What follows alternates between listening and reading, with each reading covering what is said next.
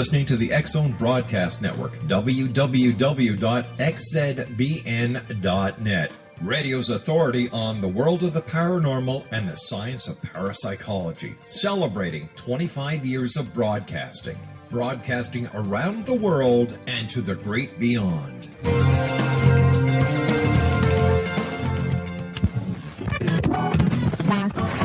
All Hit Radio.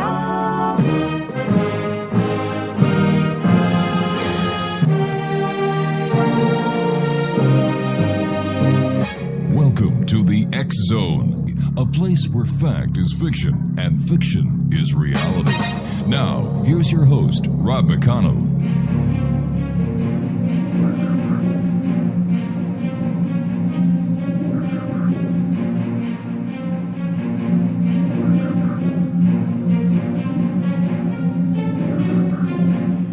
Welcome back, everyone. This is the X-Zone. I am Rob McConnell. We're coming to you live and around the world from our broadcast center in Hamilton, Ontario, Canada. Worldwide toll-free 800-610-7035. Email xzone@xzoneradiotv.com. On all social media sites, X-Zone Radio TV. And our radio website where you can listen to the X-Zone 724-365. www.xzoneradiotv.com. Now, before we get to our next guest this hour, Gwilda Wiyaka, I just thought I would share some more Christmas trivia with you because I am getting into the trivia and Christmas spirit. Ho, ho, ho. I guess you better be careful when you say ho, ho, ho these days. The magic screen. Does anybody remember that from Christmases gone by? All right. Craig, you do. Of course you do. The magic screen is also known as Etch-a-Sketch. In 1958, a 37-year-old Parisian garage mechanic named Arthur Grangin invented an amazing new toy. He called it l'écran magique, or magic screen. The magic screen was an unusual toy for its time. It didn't have a lot of little pieces that could get lost, and best of all, it didn't need batteries. Now, Grangin felt sure that his invention would create some interest at the International Toy Fair in Nuremberg, Germany, but everyone passed on it until the executives from a small American toy firm, the Ohio Art Company, took a second look, and that did it. Ohio Art bought the rights for $25,000 and renamed it Etch-a-Sketch. They advertised it on TV just in time for the 1960 Christmas season, and sales took off.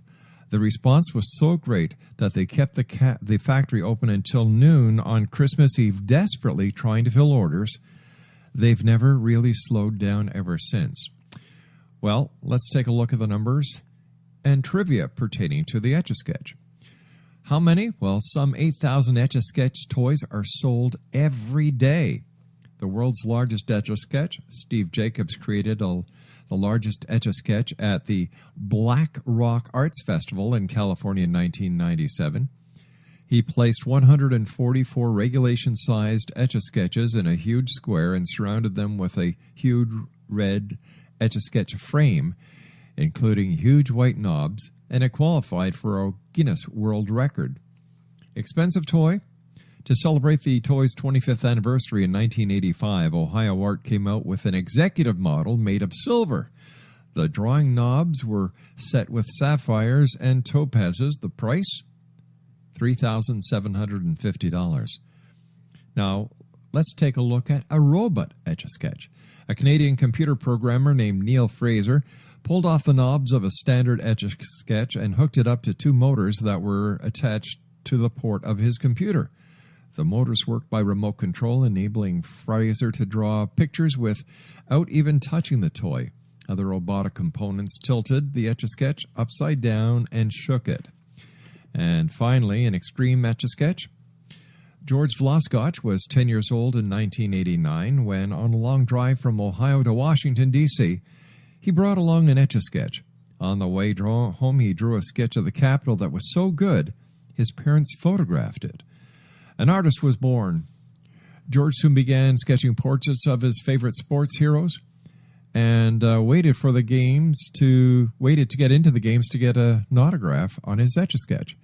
The Etch-a-Sketch Kid started getting so much media attention that in 2000, Ohio Art sent someone to his home to see if he lived up to his reputation. They were so impressed by his talent that they've been supplying him with a free Etch-a-Sketch ever since. It takes George between 40 and 60 hours to complete a single Etch-a-Sketch masterpiece. After it's done, he carefully unscrews the back and removes the excess aluminum powder to preserve the picture in the frame forever. His Etch-a-Sketch artwork sells up to $5,000 each. Wow. I knew I should have stayed in art school. That's it. Christmas trivia for the day. Ho, ho, ho, and all that neat stuff. Christmas is around the corner. Hooray! Speaking about Christmas, I understand there's a lot of Christmas trees in Colorado and a lot of snow.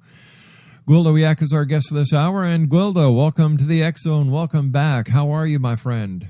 I'm doing very well, and thanks for having me back, Rob. I always love working with you guys. Yeah, it's always great having you here. So tell me, is there a lot of snow in Colorado yet?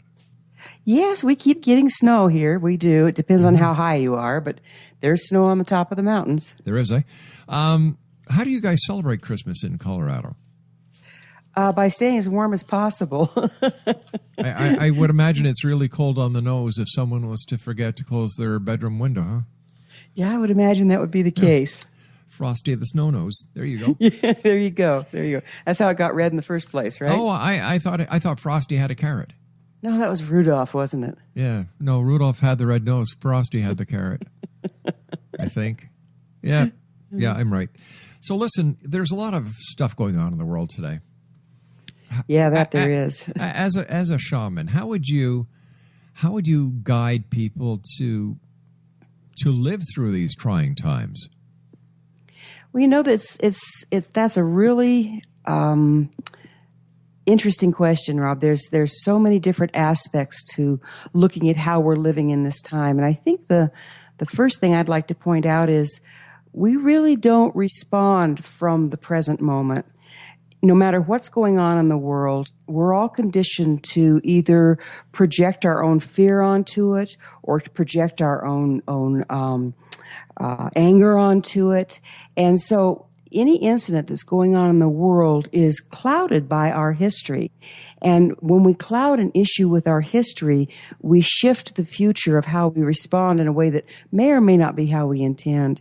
And so I think that trying to live through these times that are so challenging, the biggest challenge is in mastering ourselves, in knowing ourselves, and realizing where we're really coming from. Because if we don't know if we're coming from reaction or true prompting, we don't know if we're responding appropriately in the moment. So how do we get past this bias, and how do we get back to trying to understand and live together as one here on this planet when there are set groups that are out to kill us just for the sake of killing us so that they can proceed and progress through their own religious philosophies? It is a very challenging thing to look at, and there's an old saying that written over the gate to the temple is "Know thyself," because the more we can know ourselves, the more we can understand the motivations of others and not be controlled by them. So terrorism, say for instance, is there to terrorize, but what it plays on is our history, not necessarily the moment. If we didn't have this media that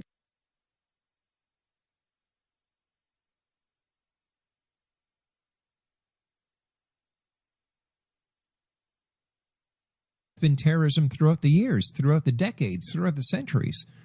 There really has. It's just now that it can reach such a wide audience and have such a deep, profound effect. And what's interesting, Rob, is the day that Paris happened, the day that the Twin Towers happened, because do what I do and I'm really tapped into the Earth base and to the population, I could feel the horror rushing off of people before I even knew what went on. Same thing happened to me on the day the Challenger blew up. So I'm sensitive enough, and I know myself well enough because of all the work I've done processing, that I can recognize, oh, this isn't me. This is something going on. But other people that aren't necessarily that tuned into themselves to be able to discern, all they do is feel the horror and the terror and get caught up in it, and then it starts to really amplify. And that's that's the biggest tool terrorism has, is the amplification of the terror through the populace, through our connection with each other, even though it's invisible. But isn't it better that we are aware of what is going on than to ignore it? Oh, absolutely, Rob. Being aware, for me, it's so helpful, because when I have these kind of feelings and then I hear, oh, well, this happened, I can go, okay, that's what that was. That was resonating the fear in me, maybe, but that's what that was. This big event that happened is what I'm experiencing. Now, what's my right stance within that? And my personal stance, my personal job, and everybody's different. Everybody's job, everybody's stance needs to be as individual as they are. But what I found right now, my personal job is to hold center, to hold steady. And yet you, Rob, your personal job is probably to help people stay informed. So it's not that there's a right thing to do for everybody, but the right thing for an individual in any given moment. Let's talk about shamanism, because this is a very interesting topic.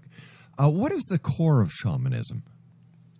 Well, shamanism is between 40 and 50,000 years old, and we consider it, the anthropologists look at it as an earth-based practice, but actually it's also a star-based practice. It's a practice that deals with the science of nature, if you will, the natural sciences. And those aren't just on the earth, they're also in the stars.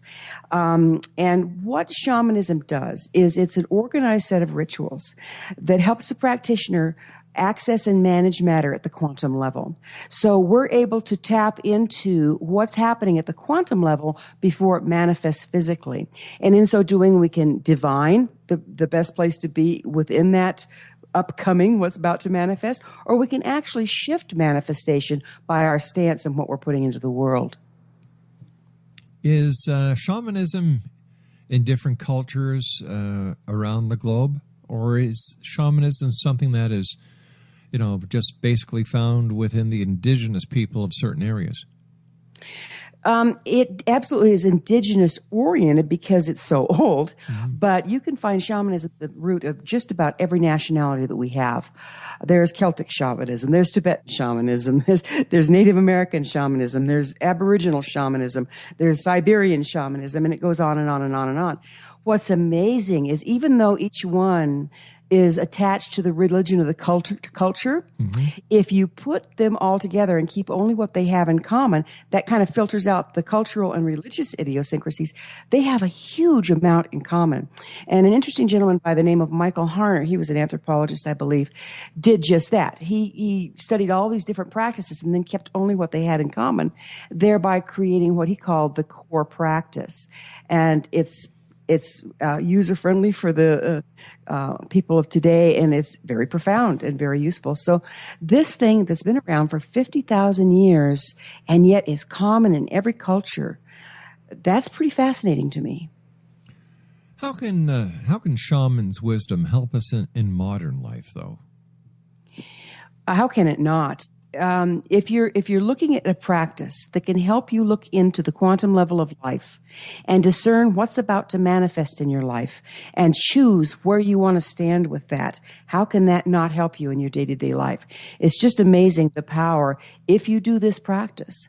And also the shamanic healing practice is amazing because all those places I talked about earlier where we're coming from our history, from our trauma of our history, from our patterns. And so when we are in a terrifying situation like terrorism, all our history is triggered. The more you heal shamanically, the more you heal those places, the less you can be triggered and the more you can respond genuinely in the moment. Why is shamanism characteristically for so-called primitive nations? It doesn't seem that shamanism has caught on in the West yet, or is it a growing culture? Well, It is and it isn't. I think to answer that question accurately, Rob, I'd have to say, let's look at what shamanism really is. Okay. We say that shamanism hasn't caught on. Well, as being a shaman in the ancient practice of shamanism, no, it's a very small handful that have mastered this skill. And thank goodness for our indigenous people to say, to preserve this for us. But in everyday life, everybody's heard about a psychic. Everybody's heard about a medical intuitive. Everybody's heard about, someone that helps, that talks to the dead. We've all heard about these things. They're all shamanic skills. Every one of them. And there's a lot of the newer New Age, if you will, practices coming out, the energy healing modality, a Reiki, the laying on of hands, all of that. That's all shamanic skill. So we're actually using it. We're just not calling it the same thing. And we're using bits and pieces here and there rather than the whole practice. So what was your initiation like when you became a shaman? Which one? There's certain things that are a predisposer to the shamanic skill. One of them is a traumatic childhood. A second one is a near-death experience. A third one is a closed head injury. Let me see, what's the fourth one? No, I'll have to think about that for a little while. Anyway, I've had all four of them, okay? And so there was that, what they call initiatory illness or initiatory things that happen that shatter you out of the normal way of being in life. Closed head injury was the fourth. I'm sorry. So it shatters you out of your normal way of being in life and opens you up to the more esoteric realms, if you will. So I had these more or less natural initiations. Then when I started to get into the practice, I had a Tibetan initiation that was different than my Native American initiation, that was different than my Celtic initiation. But they were all very intense. What is the bridge between the two worlds in shamanism? Well, it depends on what you're talking about. Now, if you're talking about journeying, and you're looking at the core way of looking at it, they say there's three levels to reality. There's upper world, middle world, and lower world. And that's, mapping of non-ordinary reality. It's just different ways to get to the same place. The gate between the worlds is simply frequency, Rob. It's just frequency. We live in a band of frequency that we call reality. And it's a very narrow band. On either side of that band of what we consider real is non-ordinary reality or the shamanic state. And it's, if you can learn to, one of the things that you have to do if you're working shamanically is to make sure your body's healthy, that you're eating good things, that you're purified that way so that your body can manage the higher bandwidth of frequencies. And the same thing with your emotional realm. If it's all cluttered up, you can't, access it as clearly if you're all emotional about stuff. Mentally, you have to be able to let go of your constructs. So, it's about being able to channel frequency. How would a shaman from, let's say, the American West be different from a shaman within the Amazon forest? Their practices and rituals might differ, but the principles would be the same. And so during this time when our planet's gone through a time of a less bandwidth of frequency and basically less light, shamanism, like every other practice, has become very dogmatic. And so we lost track of what we were really doing with the rituals and started honoring the rituals only. And then people got real stingy about their rituals. Well, you do it this way, or you do it that way, or you can't do it my way because you're not the right color, and round we went. But basically, they all are grounded in the same thing, and they're all simply a way to access matter at the quantum level or to access a higher bandwidth of frequencies so we can see better around us what's going on. What does a shaman typically believe happens to the soul after death? It really varies from culture to culture. So say, for instance, if you're a pipe carrier in the Lakota tradition, it's your responsibility to carry the soul of that dead person for a full year so the family can mourn, and then you release it to the other side. So there's one belief. Others, they have the Tibetans, and I'm not as familiar with them as I should be, but they sit with the dead body for a certain amount of time, and then they have a belief that the person is staying in a place between places, and that there's a big ceremony that's done by the whole community to help release the person to the other side. And it's a beautiful ceremony. I participated in that, and I was able to actually see my friend sitting there waiting. It was very lovely. So the soul, what happens to it in a shamanic culture is really based on how they manage to help the dead cross, and it can change outcome by if that is done or if it's not. How come there's not one universal belief on the different variables and the different ceremonies within the shamanic brotherhood, for a lack of better words? How come there's so many differences? I'm sorry. For one thing, like I said, during the long dark, when we got kind of polarized as different cultures and this and that, everybody just kind of got isolated and developed their own practice based on the same principles. But then as we got into dogma, then of course they held on to the practice versus the principles. And now, as we're coming into a time of greater light, we can start to see the commonality and understand better how all of them are doing the same thing, but from a different standpoint. So they have different religious overlays. They have different cultural overlays, but it's still the same thing. What about the healing powers of a shaman? Where do they get the ability to heal many things that Western medicine still are pondering? Well, a true shaman is actually a frequency master. And at the quantum level, illness is an imbalance in frequency. So if we suffer a trauma, and we end up suffering a spiritual illness that's universally known as soul loss, well, you don't lose your soul. What they're talking about is you disconnect from a particular band of your frequency. So if something didn't go well for you, you don't go back to that particular behavior. And that can be on an energetic level too. So you've disconnected from an aspect of your bandwidth of frequency. And if you do that enough, pretty soon your bandwidth narrows to where your life isn't working that well anymore. PTSD is a perfect example of this. And what a shaman's job is when they're treating the spiritual illness of soul retrieval is, there's these rituals where you go out and you find the soul and you bring it back and da-da-da-da. All that is a metaphor for mastering the frequency. So the shaman's job is to go find the frequency bandwidth that their client disconnected from and bring it back and offer it to them to tune themselves to again. And this is done through ritual, it's done through story, it's done through metaphor, and then it's done through integration. But a lot of people believe there's a lot of drugs that are being used when it comes to shamanic rituals. Is that reality, or is this just a big myth? It's the exception, not the rule. But because people are looking for a shortcut, there's these great journeys to Southern America to do these big ayahuasca, initiations. But the problem is just because they're wearing the tapestries doesn't mean these people guiding these other people are actually shaman that are gifted in the way. They're making money with very little knowledge, a lot of them.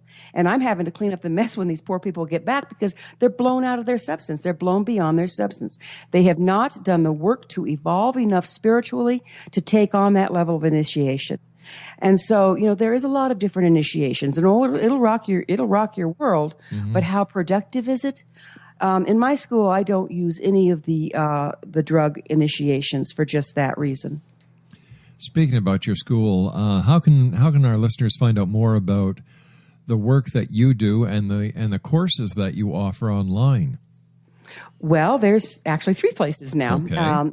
Of course, the school's website is findyourpathhome.com, and that's where you can find lots of good information. You can get private sessions, long distance. We have online courses, and we also have classes that you can get through there.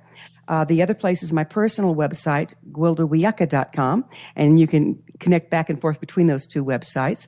But the third place I'm really excited about is thescienceofmagic.net, and that's where it's my radio show, and I'm interviewing really fascinating experts in science field and in the esoteric field, and bringing this information together. So there's lots of nice interviews available on that site as well. And you could have tell where the rest of it is. Yeah, Gwilda, please stand by. You and I have to take a commercial break with our news at the bottom of the hour, but we will be back. Exo Nation, Gwilda Wiyaka is our special guest this hour. And here are those websites again, www.findyourpathhome.com. That's www.findyourpathhome.com. Then there's GwildaWiyaka.com, GwildaWy. How do you spell your W-I-Y-A-K-A. My God, I drew a blank there. Well, that name, who doesn't? Yeah. And then www.thescienceofmagic.net. And Gwilda and I will be back on the other side of this news break as the X-Zone continues with yours truly, Rob McConnell, from our broadcast center in Hamilton, Ontario, Canada. Keep sending me your emails. I love getting your emails. The X-Zone email address is, and this will come directly to me, xzone@xzoneradiotv.com. We'll continue on the other side of this break. Don't go away.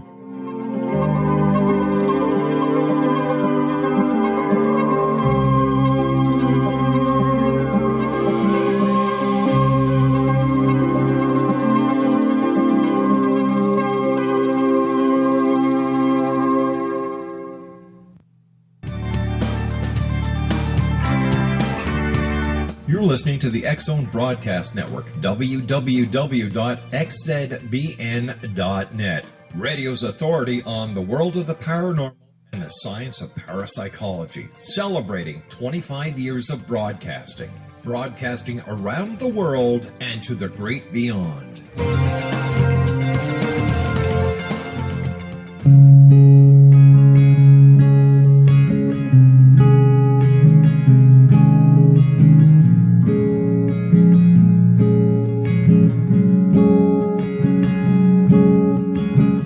Starr began to demonstrate a metaphysical connection to the spirit world as a little girl. Her family noticed the connection, but it was a great-grandmother who told the family that Linnea was indeed gifted. The great-grandmother, who was also gifted, felt that Linnea had indeed inherited these attributes. It has been noticed that oftentimes such things are passed down through the generations.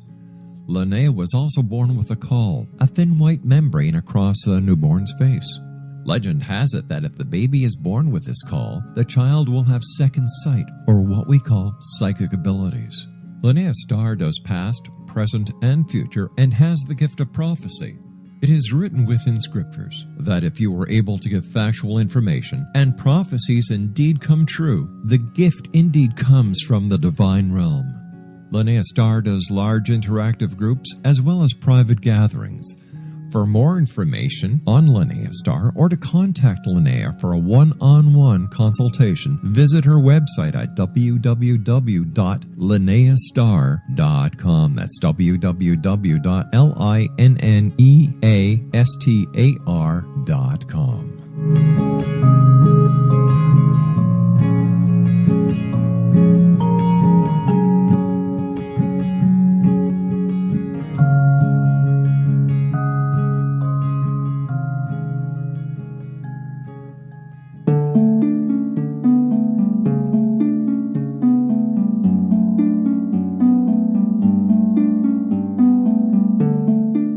Manifestation is driven by imagination, intent, and passion. In our culture, all three have been distorted and disabled by modern media and exploitation. Re-engage your imagination and your passion by entering into the world of paranormal romance. Kahir O'Donnell takes her readers on an exciting journey into the endless possibilities of loving, passionate, and mutually respectful male-female relationship. Her latest book, The Long Dark Night, features special ops adventure, a daring rescue, a psychic woman from the stars, and a special agent that will die to protect her.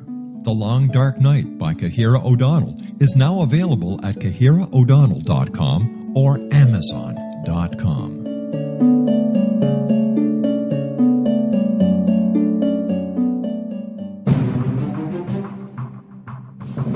The new nonfiction book, Razor of Madness, is similar to cult movies like Clockwork Orange, Dragon's Tattoo, or The Other Side of Hell. Wayne Morin Jr. and Thomas Lee Howell will expose widespread and systematic deficiencies in this thought-provoking tell-all novel. Mind control rages among scholars in law schools. Human rights are ignored while thought reform and mental manipulation are accepted practices used as behavior modification. Dr. Louis Jolyon West comes to mind. Media and public scrutiny shows that United States mental hospitals are in fact destructive murder industries.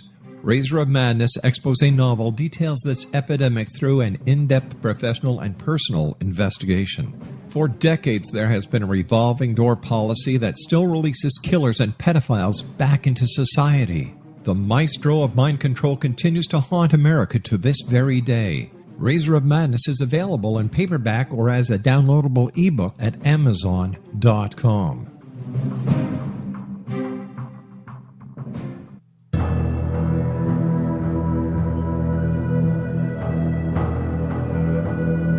The ability to access the knowledge of the universe is much easier for us to access than we may believe. Brad Johnson, conscious matrix communicator, is one of these unique individuals who is able to access a strong connection to the universal mind. Through his connection, Brad has assisted thousands of clients from all over the world through natural intuitive assistance. The intuitive information received is vast, covering a wide range of subjects. Brad's innate ability includes being able to access one's own universal matrix to help them realize their potential to create a life of profound greatness. One-on-one private sessions with Brad Johnson are available to anyone from around the world. Brad is also a proficiently trained psychic, Akashic Records reader, an online spiritual teacher, founder of his own unique and powerful healing system, Body Regeneration Healing, as well as a professional conscious channeler in communication with his own higher self-consciousness known as Adronis. For more information or to book a service appointment with Brad Johnson, visit his website at www.consciousmatrix.com. That's www.consciousmatrix.com.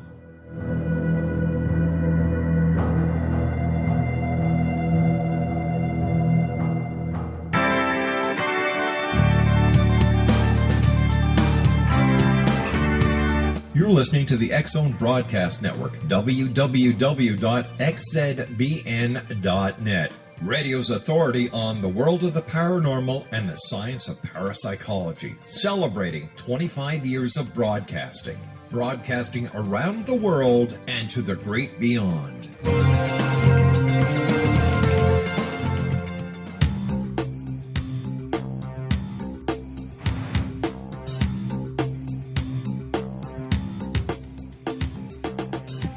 Welcome back, everyone.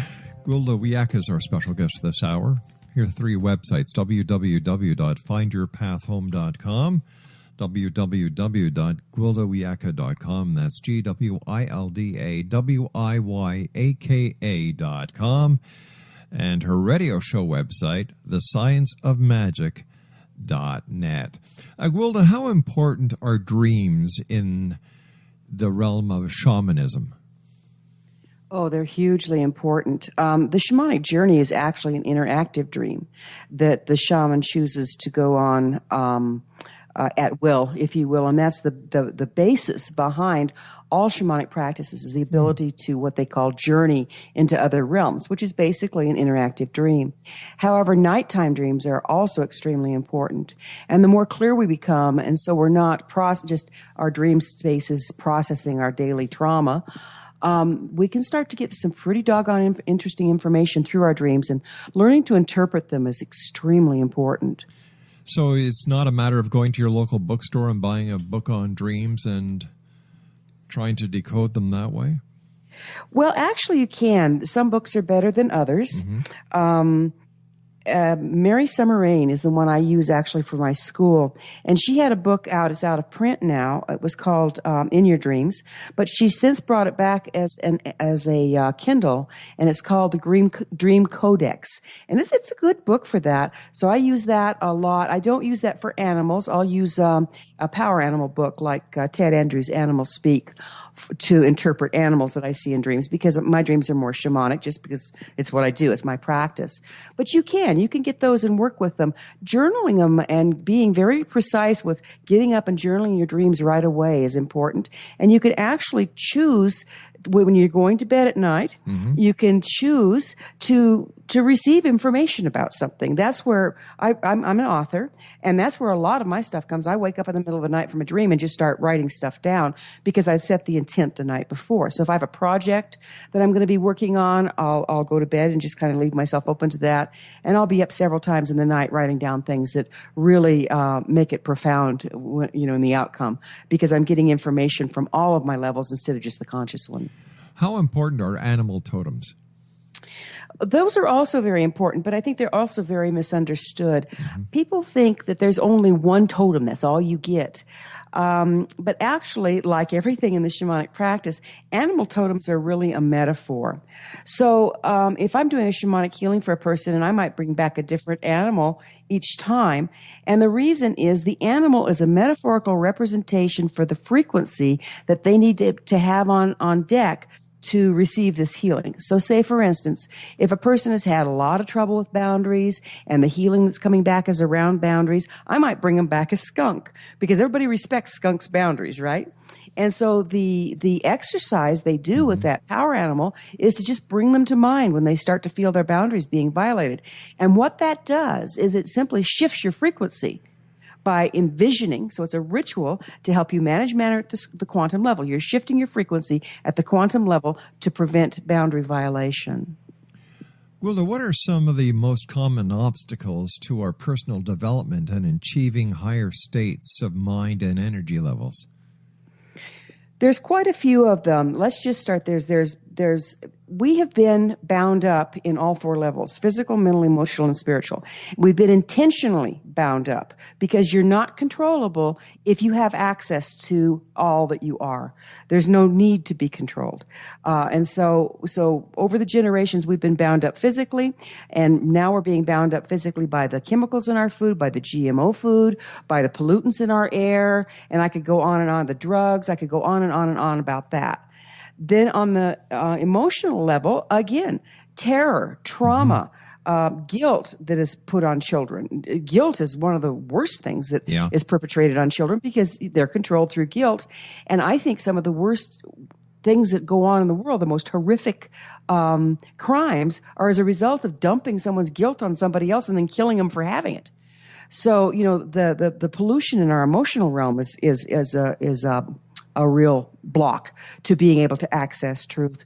And then in our mental realm, we are really bound down by the educational system. We are conditioned from childhood into a particular reality that is such a small portion of what's real. And so we're kind of locked down in that. And it's like having to rewire your brain to get out of those locked down places mentally so you can bring in the spiritual information.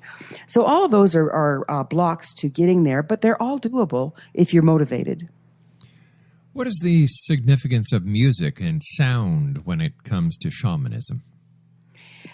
This is a good subject.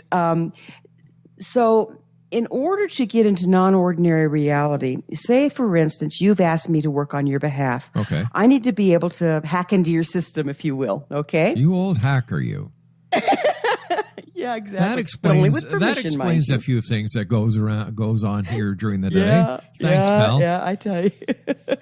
But basically, I need to be able to access you. Mm-hmm. And I access you by entering into my auric field or my toroidal field. Right. And where my toroidal field crosses your toroidal field with permission, there's these X points that are created. In other words, when one energetic body crosses with another one, this happens with the sun and the earth.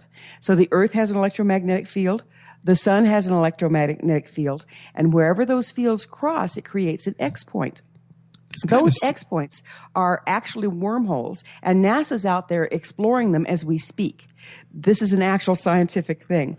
Well, what sound does is it puts you into the state. It's creating movement. Mm-hmm. It's creating rhythm. It's putting you in an altered state, but it's also giving you access to the waves, the sound waves that create X points between me and you, and I can travel through those X points to access your realm to do the healing. That almost sounds sensual. I suppose it could be. My field crossing your field, going to the wormhole. Rob, you're terrible. No, I didn't say it. You did. And so all right. So tell me. I've heard of different people out there who have done these CDs that are used in. Let me see. New Age shops, massage parlors, Reiki institutes. Do they really work? Well, it's just like anything else. Some do, some don't. I have 2 CDs out. One's called Betwixt and Between, and one's called There and Back Again. No, On Wings of Spirit. Betwixt and Between and On Wings of Spirit. And they're drumming CDs that are specifically made for journey work that I use with the school. And the rhythm of the drumming is at a particular level so that it really facilitates journey work. There's some lovely relaxation CDs that work beautifully for relaxing for a massage and putting you kind of in an altered state. Tibetan bells, say for instance, are tuned differently. So they're one of them, say if it vibrates at 100 hertz and the other one vibrates at 107 hertz, when you ding them together, it drops your brain waves to 7 hertz because your brain actually makes up the difference. And that puts you in an altered state. So sound has been used for millennia to access altered states. And if the recording has used those principles, then it can also help. And if it doesn't, it's just nice to listen to. I had David Young on the show the other day. And he had sent us some audio clips of one of his new CDs that are coming out.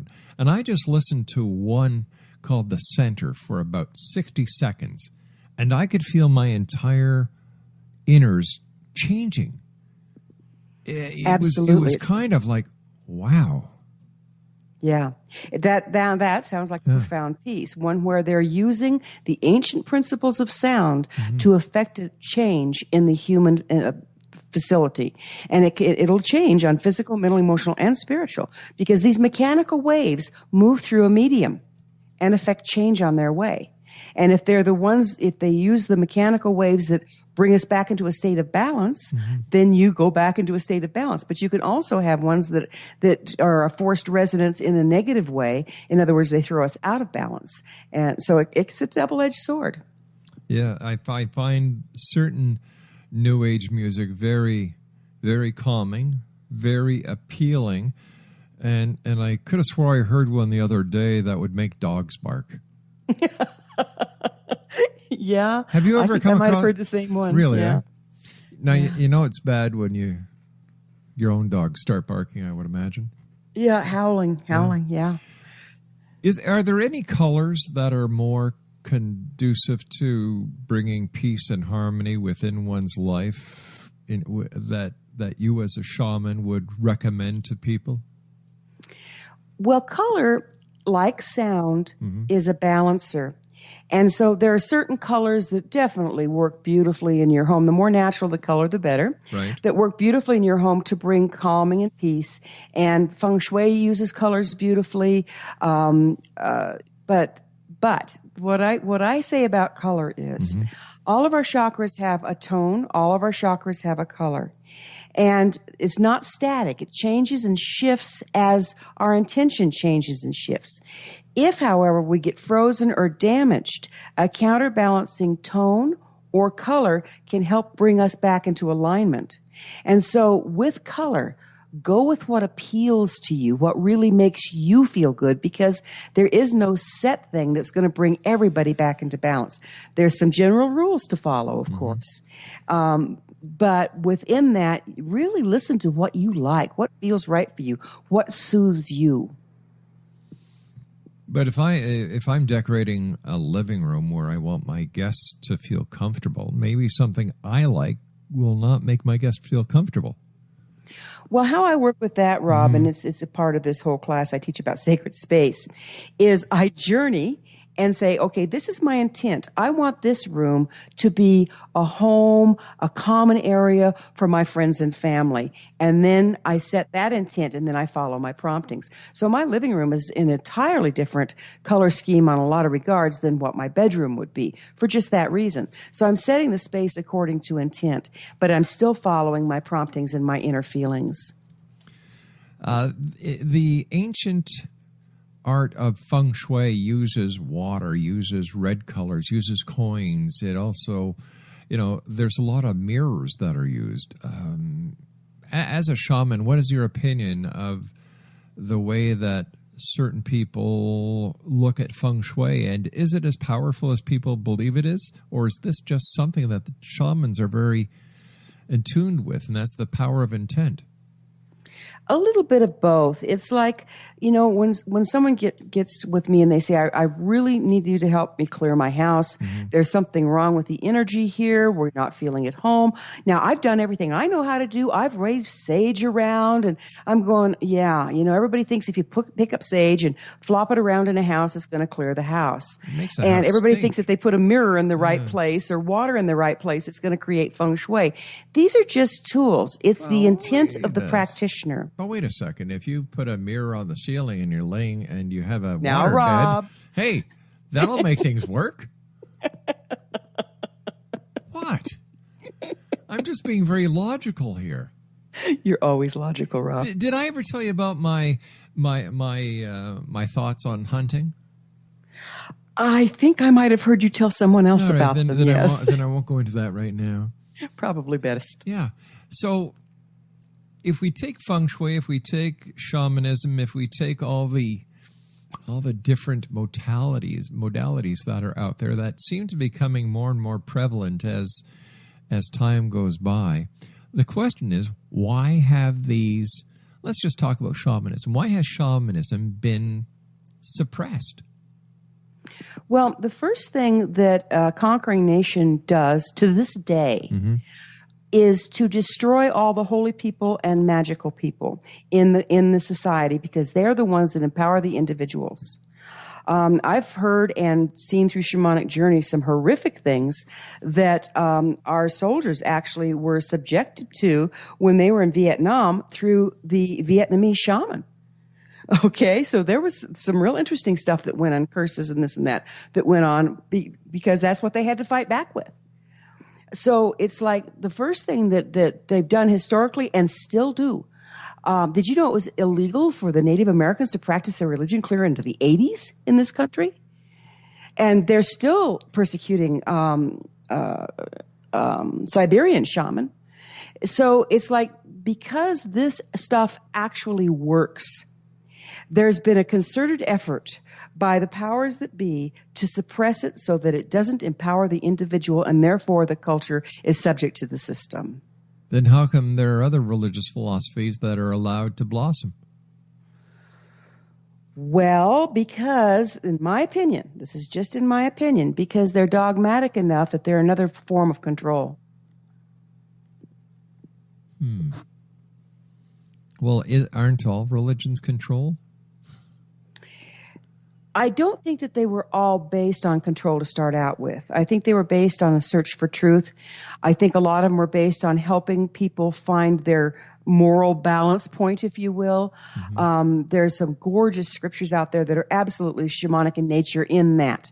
They're timeless, they're ever deepening, and they're beautiful guidance. But because there's power in them, then that's been taken and used to manipulate and control.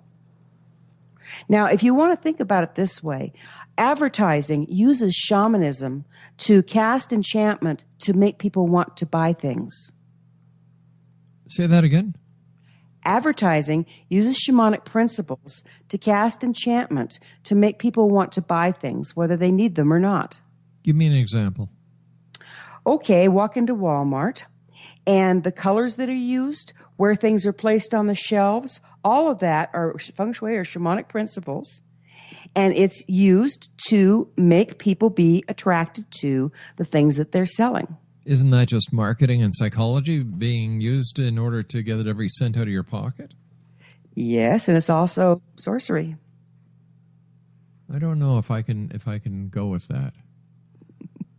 Well, if you think of it this way, we were just talking about how you can use feng shui or you can use shamanism to choose the right colors to make your home a nice place for people by you setting your intent. Well, if your intent is to best serve all concerned and to have people be at home, you're not violating their space. Okay, you're making an invitation. Yeah. But if your intent, and this is how powerful we really are, and we're unaware of it, if your intent is to sell something to somebody, whether they need it or not, to get your hands in their pocket, that's what I call sorcery. In other words, you're using the same principles of color and sound and placement, and you're using those same principles, but you're using them to manipulate rather than to serve. That's a stretch. That's a real stretch. I can see it, but I think that's a bit of a stretch. That would just be like saying subliminal messaging is on the same principle. But we know for a fact it's working on the person's psychology and their psyche in order to get them to get the message that those who are implanting the subliminal message into the TV picture or into the movie theater or now even into the internet. But can we say that's sorcery? Can we say that's a spell? Well, let me define sorcery and a spell. I think that's where we're getting hung up. Okay? Yeah. All these principles really work. And this is the way I personally define it. And there's a fine line between shamanism and sorcery. And I use these terms to just make it clear for my students. So shamanism there's 4 rules that keep you in the clean with it. You never work against the laws of nature. You never put energy onto something where it doesn't belong. You never take energy away from someplace it doesn't belong, and it does belong, and you never work without permission. If you can follow those 4 rules, you're staying in the realm of clean shamanism or magic, if you will. All right. But what sorcery does is it uses the same skills, but for personal gain without permission by imposing energy on someone where it doesn't belong or taking energy from somebody where it does belong, or, as in subliminal, working without permission. So that's how I differentiate. All right. So tell me about the dirty sorcery then. How dirty do you want to get, Rob? Well, no, I've never been asked that before. Oh, yes, I was, but she was from Mexico, and her father said I could. That's right. Rob, you're horrible. I know. What do you mean by dirty sorcery? Well, you said there was clean. Oh, no. What I'm saying is how you stay clean, or how you stay in integrity, I guess is a better word, is by following those rules. And if you're breaking those rules, then you're wittingly or unwittingly imposing your will on someone else without their permission. And that is what I call sorcery, but we all do it unconsciously all the time. It's not like it's this big sin and you're going to, blow up because of it, but it's just how I keep the two separate so people can start to try to aim for working in a really clean way and staying in integrity with this practice. What about children in shamanism? Is that a good mix? Oh, that's my favorite subject. I've been teaching children shamanically since the 80s, off and on. And there's so many gifted children coming into the world right now, and has been for quite some time. They start out with the indigos and the rainbows and the crystals. They've all got names for them, but these kids come in with the lights on. And I believe they're coming in now with the lights on because we're in a higher frequency time in the galaxy, basically. And so they can incarnate with a wider bandwidth of frequency. Well, these poor little guys come in seeing things going on around them, and the people that have been here for a while don't acknowledge it, don't see it, and they don't do well. So I've worked over the years in my practice with children a lot. I started teaching classes for children so they could learn to manage what they're seeing and the gifts that they come with, and they are profound. I had a class one time where I taught these kids how to journey, little ones, kindergartners, right? Yeah. And those little rascals all met in the lower world and were playing around a lake. And they were saying, did you see that? Yeah, I saw that. Did you see this? Yeah, I saw that. I had to go get them. They were in there having the experience together. It was just fascinating to me. Gwilda, as always, time goes by so fast here in the X Zone. Let our listeners know how they can find out more about you, where they can get the information for your courses, and what's on the horizon for you. Well, the 3 websites that you cited, findyourpathhome.com, GwildaWiyaka.com, or my brand new radio one is thescienceofmagic.net is where you can access a lot of different information. What's new on the horizon? I think I'm going to be working with some fun classes for children in the not too distant future. Doing these radio programs are just really fun because they're teachings as well as interviews, and showing where the science and magic blends together for our new future. That's really fun. So there's a lot of interesting things coming up for me. I love what you're doing, kid. Always great talking to you, Gwilda. Thanks a lot. And all I can say is keep your eyes to the sky and your heart to the light, and keep your windows closed at night if you don't want to get your nose frostbitten. Thank you, Rob. All right, and watch out for those muzzle loaders. We'll be back on the other side of this commercial break with the news as I continue here in the X Zone from our broadcast center in Hamilton, Ontario, Canada. Once again, for more information on Gwilda Wiyaka, we've been giving you the websites. Once again, www.findyourpathhome.com. And no, that is not for people who get totally intoxicated if they want to find their path home. It's all about shamanism. So, Uncle Harry, stop your drinking. www.findyourpathhome.com, www.gwildawiyaka.com, and www.thescienceofmagic.net. I'll be back on the other side of this commercial break with the news as we continue here in the X Zone from our broadcast center in Hamilton, Ontario, Canada. Send me your emails, xzone at xzoneradiotv.com, on all social media sites, Xzone Radio TV. And you can listen to the X Zone 724, 365, as well as the live feed Monday through Friday from 8 p.m. until midnight at www.xzoneradiotv.com. My name is Rob McConnell. I'll be back after this news break. Don't go away.